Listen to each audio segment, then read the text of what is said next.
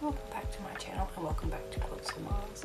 So in this video I thought I would just give you a glimpse into me sewing the double hearts for the Hugs and Kisses quilts. So you'll get an idea of how I just go about sewing this together, and I'll show you the finished block when it's all complete and up on my design wall. So like everything, I just crease on the lines just like any foundation piecing.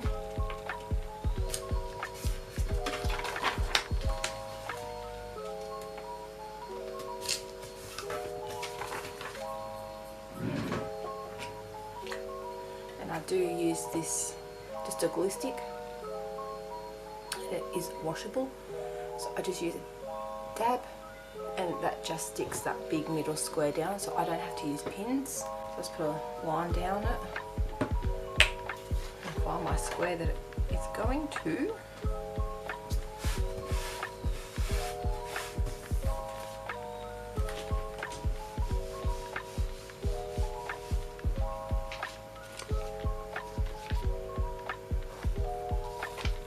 And I just repeat that same process for both of them.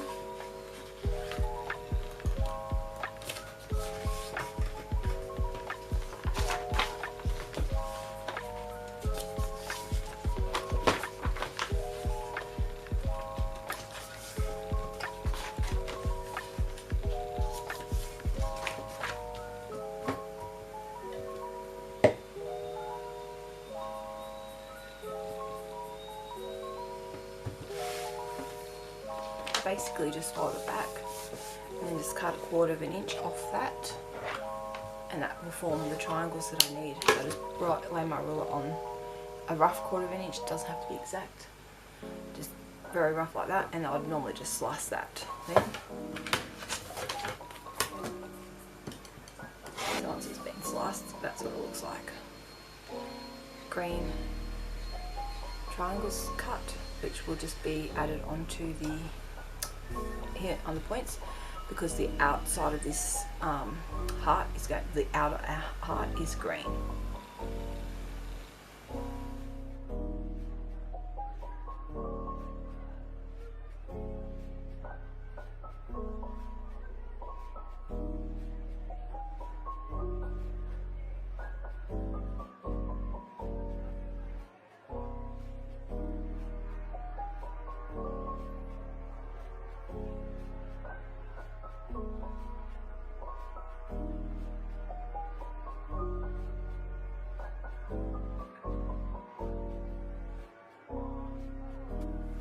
So that's what this looks like until I cut it down.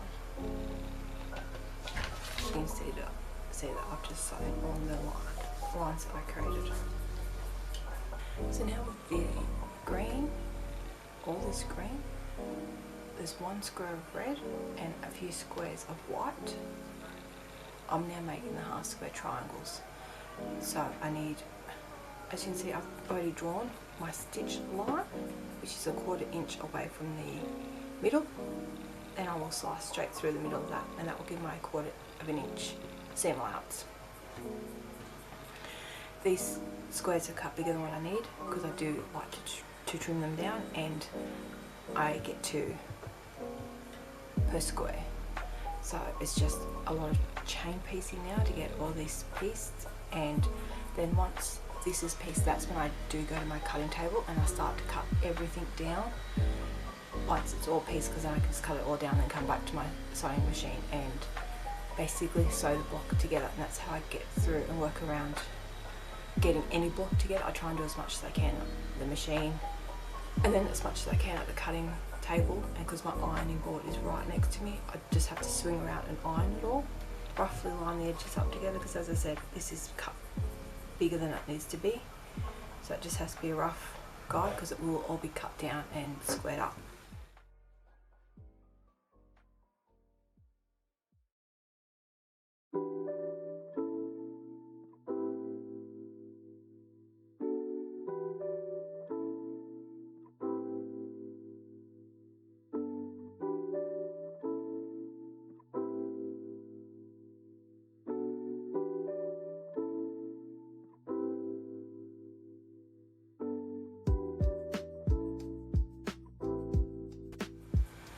once I've done all of one side of all of my squares, I then just turn them all around and do the second side and just chain piece like I did the first side. Just chain piece and sew that second line straight down there.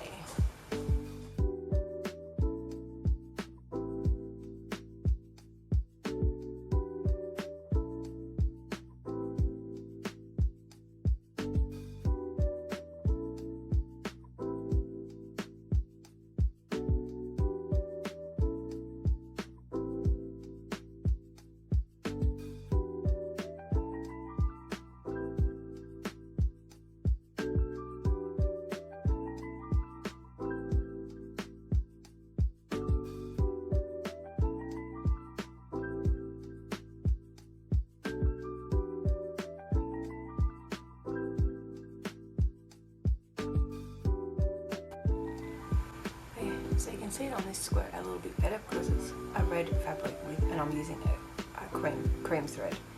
So you can see where I've sewn my 2 diagonal lines 1/4 of an inch away from my point. And then I'll cut straight through here, and that forms my 2 half square triangles. Okay, so now I'm at my cutting table, and this is where I'm going to cut all these squares down that I've just made. So I basically just line my 1/4 of an inch line on one of the stitch lines, and then I'm just going to slice straight through it.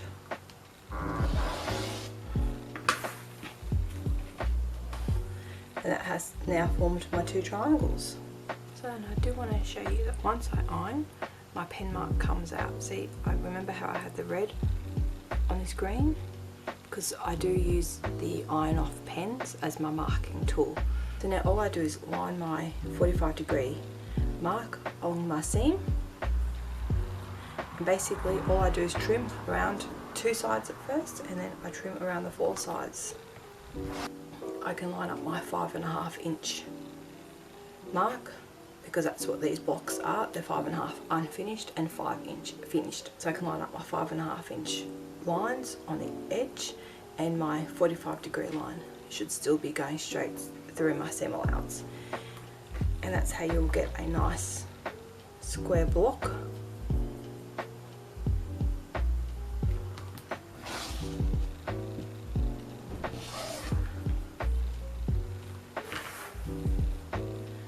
That's what one block looks like when it's finished.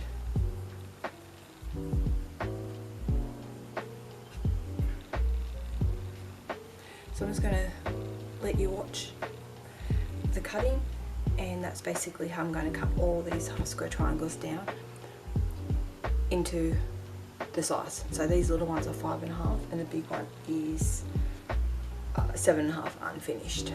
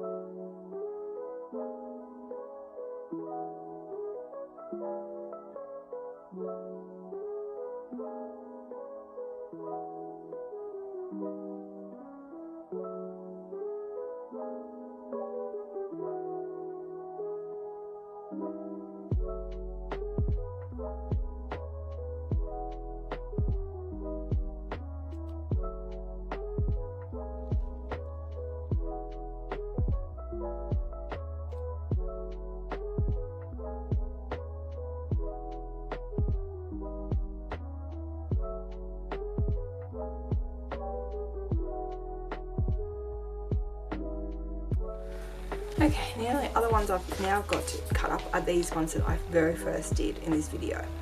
So basically with these, all I really do is just cut on my outside line, because that is roughly 1/4 inch.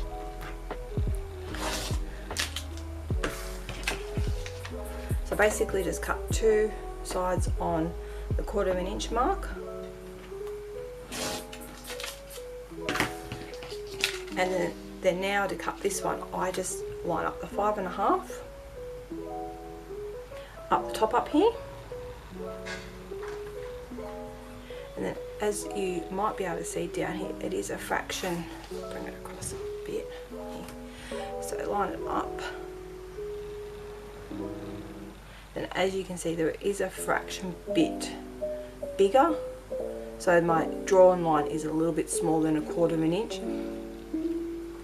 And I'm okay with that. It's just the paper has shrunk when I put the iron on it, basically. But when it's all in the quilt, you can't really tell that much. That's what it looks like when it's all cut down.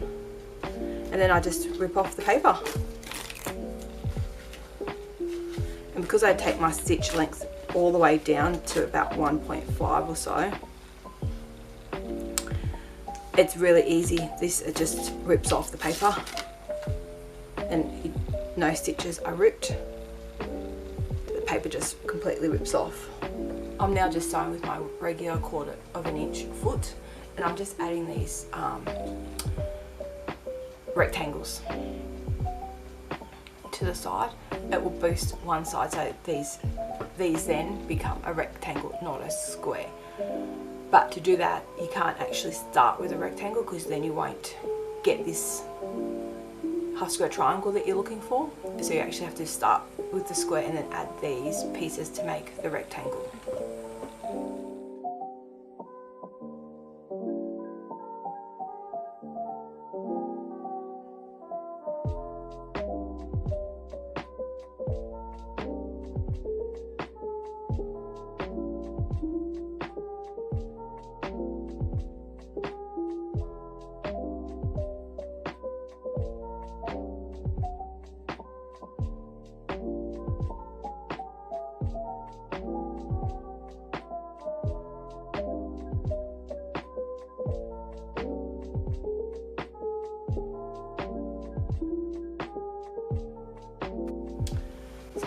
What that piece looks like.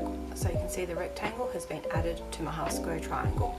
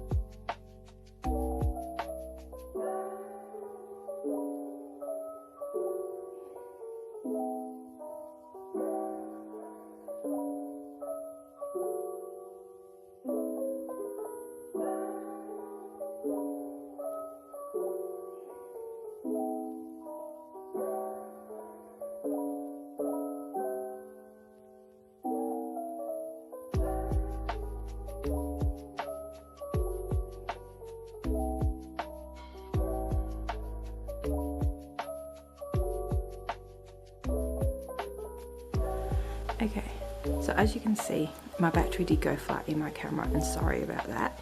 But as you can see, I have got the heart all completely finished, and I think from where the battery did go flat, I was sewing along here, these 2 rows just here. So they're the last 2 rows that you saw me filming on camera, and they got put on the exact same row as I did the first. So I sewed these seams. Once I sewed that middle, I then sewed these 2 seams, and then I sewed these 2 seams, that one there, and then those 2 rows were basically joined together. So with that one first, I sewed this seam just here together, and then like the other 2, I sewed these 2 seams last. And that's how I joined that final row. And then from there, it was just a matter of watching me sew this long seam here, which joined row 1 and row 2 together. And then I sewed this seam here, which joined row 3, 2, 1 and 2. And then this one right here, which attached row 4 to the quilt block, and that finished the quilt block. As you can see on the back, I do press my seams whichever way they go, or whichever way is best. So when I don't have anything joining like these 2, they just get pressed to one side. But when I have something like these rows getting joined, where you've got a lot of joins coming together, I do actually press them open, because it just eliminates a lot of the bulk. So if you enjoyed this type of video, seeing how I put a quilt block together, then consider to subscribe to my YouTube channel and give this video a like and share it among your friends. And until next time, God bless.